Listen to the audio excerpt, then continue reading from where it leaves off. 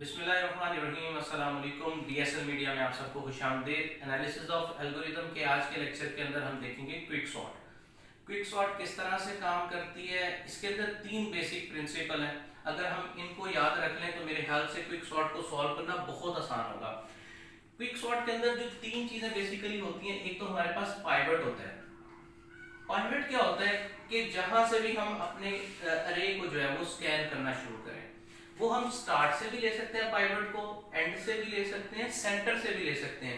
लेकिन उसकी प्रॉब्लम आती है, उसके अंदर प्रॉब्लम आती है अगर हम सेंटर से लेंगे तो हमारे पास ये नहीं पता कि लेफ्ट साइड पे अरेंज है एलिमेंट या राइट साइड पे अरेंज है कि नहीं, तो उसके अंदर हमारे पास एरर और उसको जो है वो स्कैन करने के लिए हमारे पास नंबर ऑफ स्टेप्स ज्यादा लग जाते हैं। हम राइट साइड पे रखें तो वो भी रख सकते हैं, लेकिन एक चीज का हमें ध्यान रखना पड़ता है यहाँ पर कि पाइवट जिस जगह को चूज कर रहे हैं उसके अपोजिट डायरेक्शन पर हमें इन्फिनिटी लगाना पड़ता है। इन्फिनिटी क्यों लगाना पड़ता है? क्योंकि हमें स्टॉप भी करवाना है। अब जब स्कैन होते होते हमारे पास एलिमेंट अपना नहीं मिलता, क्योंकि इसके अंदर तीन कंडीशन है, अभी आगे चल के हम देखते हैं कि P और Q इनको एलिमेंट नहीं मिलता तो वो सर्चिंग करते करते अरे से बाहर चला जाएगा। अरे से बाहर जाने का मतलब क्या है कि वो कहीं ना कहीं लूप चलता रहेगा और हमारे पास साइकिल चलता रहेगा। साइकिल को रोकने के लिए हम इन्फिनिटी लगाते हैं कि हमने इसको स्टॉप करना है, कि जब हमारे पास यहाँ से स्कैनिंग लेफ्ट से राइट की तरफ शुरू हो तो हमारे पास आकर वो जो हमारा कर्सर है वो स्टॉप भी करे। मीन्स इन्फिनिटी इसलिए लगाते हैं कि स्टॉपिंग पॉइंट है। और जब हमारी राइट से लेफ्ट साइड की तरफ स्कैनिंग स्टार्ट होती है तो क्योंकि यहाँ पर हमें ऑलरेडी पाइवट पॉइंट मिल रहा होता है तो ऑब्वियसली यहाँ पर स्टॉप पॉइंट हो जाता है, यहाँ हमें इसलिए इन्फिनिटी लगाने की जरूरत पेश नहीं आती। अगर हम इसको पाइवट यहाँ बनाएं तो हमें यहाँ पर फिर जो है वो अपना इन्फिनिटी लगानी पड़ती है जी। सो पाइवट पॉइंट होता है। दूसरा हम कोई पॉइंटर ले लेते हैं, दो पॉइंटर्स ले लेते हैं, एक लेफ्ट साइड से मूव करेगा, एक हमारा राइट साइड से मूव करेगा। क्यों? क्योंकि क्विक सॉर्ट बताती क्या है कि हमारे पास at the same time left और राइट दोनों साइड से स्कैनिंग होती है। ठीक है, अब इसके अंदर तीन पॉइंट्स को बेसिकली हम जो है वो मद्देनजर रखते हैं। सबसे पहले कि P कब स्टॉप करेगा। P के अंदर कंडीशन क्या होगी कि P स्टॉप कब करेगा? When it found element greater than pivot. मतलब राइट साइड अगर पाइवट ये है तो P कब स्टॉप करेगा? जब उसको अपने पाइवट से बड़ा एलिमेंट मिलेगा, मीन 35 से बड़ा एलिमेंट मिलेगा तो P स्टॉप कर जाएगा। सेकंड है Q स्टॉप कब करेगा? Q स्टॉप तब करेगा जब उससे एलिमेंट जो है लेसर मिलेगा, कम मिलेगा, छोटा मिलेगा पाइवट से। सो Q कब स्टॉप करेगा? जब उसको 45 से जो है 45 से मूव कर रहा है और अपना जो है एलिमेंट छोटा मिलेगा। और तीसरी कंडीशन क्या है? Swap element with pivot when Q crosses P।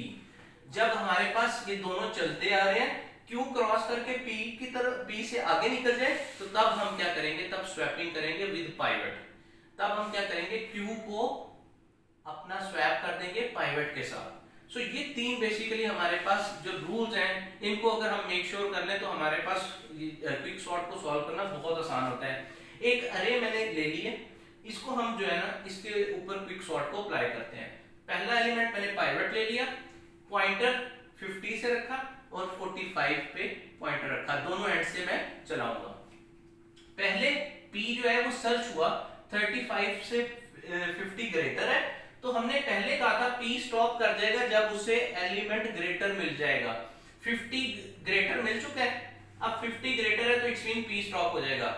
अब P स्टॉप हो गया, अब Q की सर्चिंग करेंगे, क्योंकि हमने कहा था P और Q लेफ्ट और राइट साइड दोनों तरफ से हमने जो है वो स्कैनिंग चलानी होती है एट द सेम टाइम।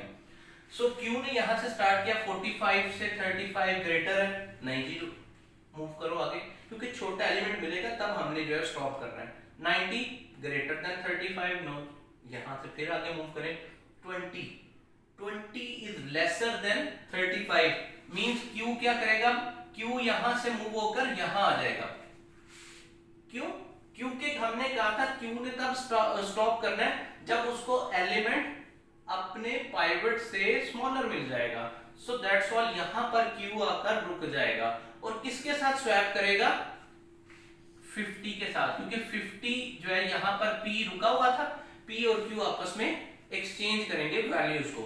सो हमारे पास क्या बन जाएगी, जो हमारी अरे है वो इस तरह से बन जाएगी 35 20, क्योंकि 20 और 50 का आपस में स्वैप हो जाएगा। That's all. अगेन हमारे पास फिर वही काम चलेगा। अब स्वैपिंग हो गई है, अब 35 20 के साथ सर्चिंग हुआ, छोटा है, हमें बड़ा एलिमेंट चाहिए। 15 अगेन छोटा है, 25 छोटा है, 80 P यहां आकर रुक जाएगा। 80 इज ग्रेटर देन 35, तो P यहां आकर स्टॉप करेगा। अब Q ने चलना है, Q यहां से चलना स्टार्ट हुआ 45 90 90 अगेन बड़ा है 35 से 50, क्योंकि इस साइड हमें छोटा एलिमेंट चाहिए। 50 इज ग्रेटर देन 35 अगेन 80, क्योंकि 80 P आ चुका है। अब यहां क्रॉस करेगा, P को क्रॉस कर रहा है, तो यहां याद रखना है कि हमने लास्ट पॉइंट पढ़ा था when Q crosses the P, तो एक्सचेंज किधर करना है, पाइवट के साथ। सो Q यहां आ जाएगा हमारे पास। क्यों? क्योंकि सर्च होते होते छोटा एलिमेंट हमें मिला P से क्रॉस करने के बाद 25 के ऊपर आकर। सो जब हमारे पास क्रॉसिंग हो जाए तो Q को किसके साथ स्वैप करना है, विद पाइवट। विद पाइवट हम क्या करेंगे, एक्सचेंज कर देंगे या स्वैप कर देंगे। तो 25 यहाँ आएगा और 35 कहाँ चले जाएगा, 35 हमारे पास सेंटर में चले जाएगा, इट मींस 25 की जगह पर। अब यहाँ हम एक चीज देखें कि हमारे पास सेंटर के अंदर वैल्यू जो है, लेफ्ट साइड पे जो वैल्यूज है वो 35 से छोटी पड़ी है, और राइट साइड पे जो वैल्यूज पड़ी हैं वो ग्रेटर पड़ी हैं। तो अब हम इसको क्या करें कि अपने अरे को दो पार्ट्स में डिवाइड कर दें, एक लेफ्ट हाफ के अंदर और एक राइट हाफ के अंदर। उससे क्या होगा, क्योंकि अब मेरे पास ब्रेक डाउन कर सकता हूं, क्योंकि मेरे पास लेफ्ट साइड जो है वो छोटी नंबर्स की आ चुकी है और राइट साइड पे बड़े नंबर मौजूद हैं, मींस बैलेंस्ड जो है ना अरे हो चुकी है। सो मेरे पास मैंने ब्रेक डाउन किया, इंफिनिटी अगेन उसी तरह लगाया क्योंकि मुझे स्टॉप करना था। यहां भी हम इंफिनिटी लगा देते हैं क्योंकि हमें स्टॉप करना है। सो अब फिर पाइवट P और Q इधर भी ले लेते हैं। 25 से ग्रेटर हमें नंबर चाहिए, यहाँ पर 20 15 नहीं मिलेगा, इंफिनिटी पे जाकर P स्टॉप कर जाएगा। सो यहाँ पर होगा क्या, Q यहाँ पर है 15 और 25 का आपस में स्वैप हो जाएगा, क्योंकि यहाँ P क्रॉस कर चुके हैं। तो Q एंड P जब भी क्रॉस करते हैं तो Q का हम क्या करते हैं, स्वैप करते हैं। अगेन 15 और 25 के दरमियान स्वैप हुआ और ये हमारे पास ये वाली साइड ऑलरेडी ये सॉर्टेड हो गई है। अब राइट साइड पे आ गया, 35 ऑलरेडी सॉर्टेड था, सेंटर पॉइंट था, इसने डिवाइड किया था, इसको तो हम छेड़ेंगे नहीं, इसी तरह रहने देंगे।